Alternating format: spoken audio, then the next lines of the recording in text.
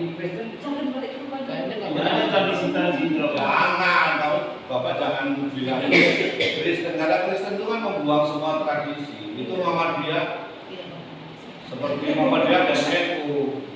Kalau NU itu menjaga tradisi, maka pakai sarung dan sebagainya. Tapi lebih modern meskipun pakai sarung. Kami mengalami proses kremasi dari yang meninggal ini.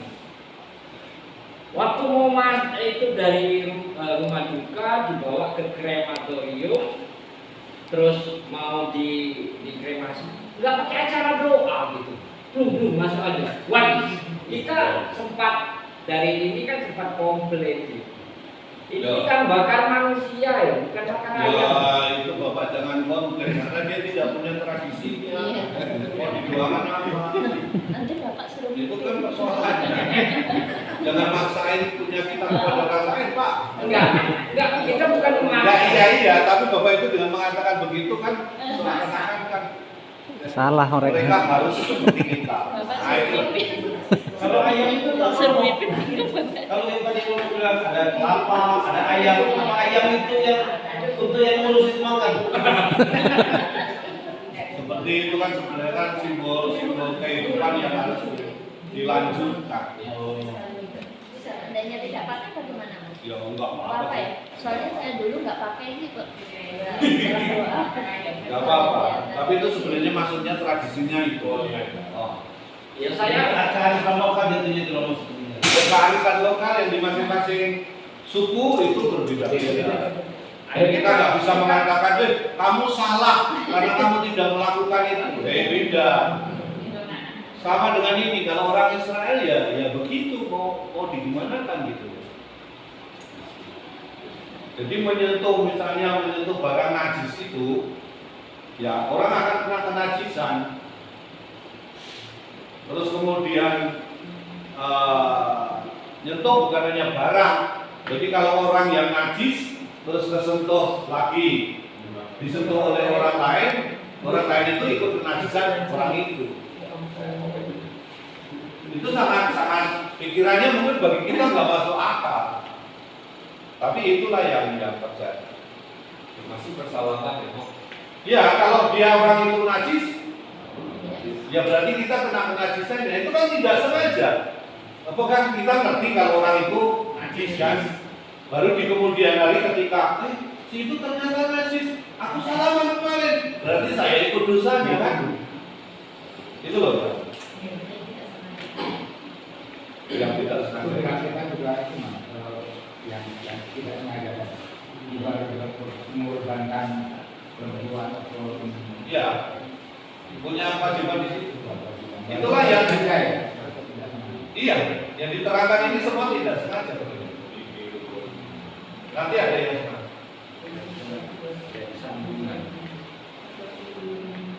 Maka ada yang namanya, nah ini nanti gini Bapak Ibu. Di kemudian hari lalu dikembangkan yang namanya keselamatan objektif dan keselamatan subjektif. Karena nanti kan dosanya dosa objektif, dosa subjektif. Nah, misalnya ngomongnya apa? Misalnya keselamatan objektif itu apa? Misalnya saya kasih contoh. Yesus itu turun ke dunia membawa keselamatan secara objektif. Jadi meskipun orang itu tidak mengakui Yesus, secara objektif keselamatannya diterima dari Yesus. Nah ini yang kadang-kadang mungkin di pikiran orang nggak masuk akal. Tetapi keselamatan Yesus itu yang dibawa oleh Yesus itu sifatnya universal. Karena kita semua mengakui bahwa satu-satunya jalan kepada Bapa adalah Yesus. Maka kalau Yesus itu hadir di dunia, berarti untuk menyelamatkan semua orang. Entah mereka mengakui atau tidak mengakui. Nah itu nanti lalu perkembangannya yang disebut dengan misalnya Kristen anonim. Misalnya, jadi secara implisit tidak mengakui secara apa itu eksplisit tidak mengakui Yesus dalam arti dibaptis misalnya, tetapi secara implisit dia menerima keselamatan dari Yesus.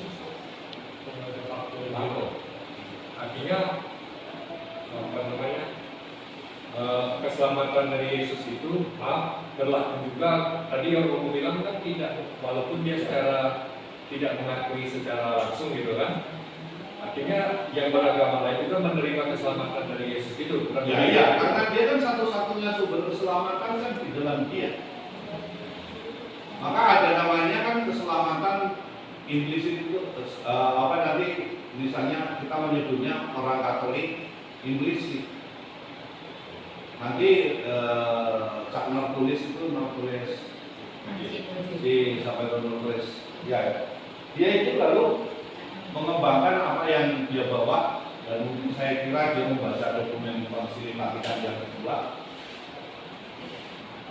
mengembangkan yang namanya Islam implisit, dan juga sebenarnya dari ajarannya Karl Rahner yang menginspirasi nanti Konsili Vatikan yang kedua, antara lain itu nanti ensiklik pembacaan terhadap bangsa-bangsa Nusra di sana.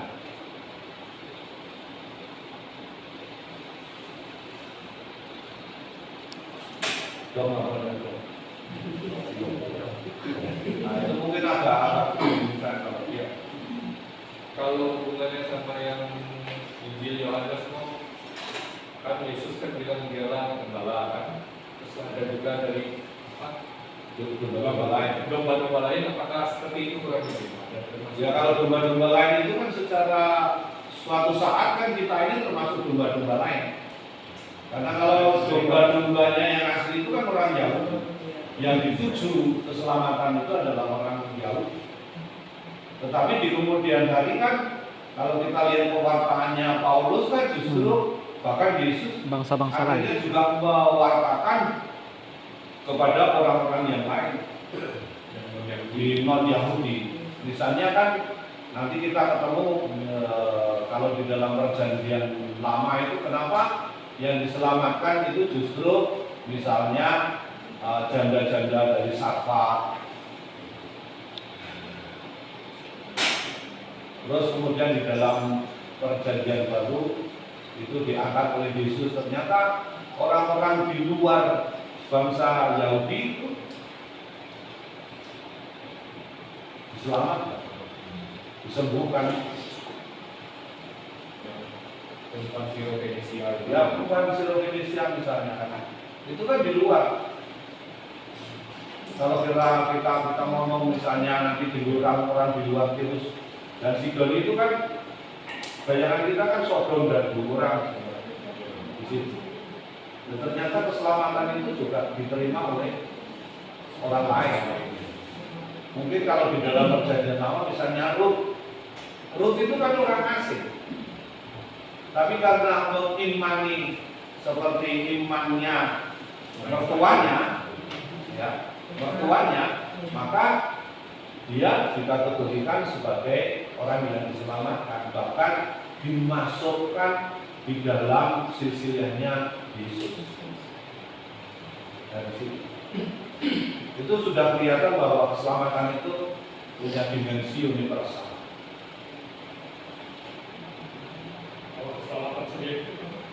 Kalau subjektif itu ya seperti kita. Kan subjektifnya itu gimana? Ya? Subjektifnya ketika kita menerima Yesus secara konkret melalui sakramen baptis. Nah itu kan mensubjektif itu. Kita mensubjektif. Meskipun orang yang mensubjektif itu secara hukum itu memang menerima, tapi kan harus ada disposisi namanya. Kalau misalnya dia secara objektif dibaptis, subjektif dia dibaptis juga, apa itu namanya mengakui itu, tapi kan disposisinya tidak cukup, itu tidak bisa masuk ke dalam dia, maka harus disubjektif. Nah orang itu bayangkan rahmat itu kadang-kadang kan gini loh, itu tower ya. Tower itu kalau udah diisi air, lalu dibuka kerannya, itu sudah langsung mengalir begitu. Padahal rampan itu bukan begitu. Rampan itu tidak seperti itu. Nggak otomatis rampan. Karena apa? Karena butuh disposisi dari orang yang menerima rampan.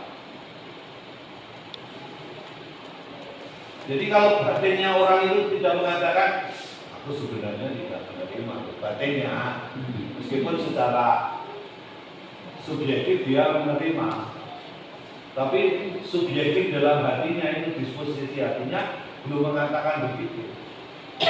Nah itu namanya nggak turun. Jadi kadang-kadang orang itu pikirnya otomatis, sehingga perlu apa? Perlu yang namanya persiapan calon permandian. Itu kan di dalam kerangka mensubjektifikasi apa yang diajarkan oleh Yesus itu. Nah ini kalau orang-orang kan kadang-kadang nggak paham di situ. Ngapain sih itu? Mau sudah kelihatannya mau menerima, kelihatannya gitu ya. Mau menerima kok nggak dibaptis saja. Tapi nggak bisa begitu karena sebenarnya secara subjektif dia menolak itu. Nah, ya ada saksinya, maka kan ditanya.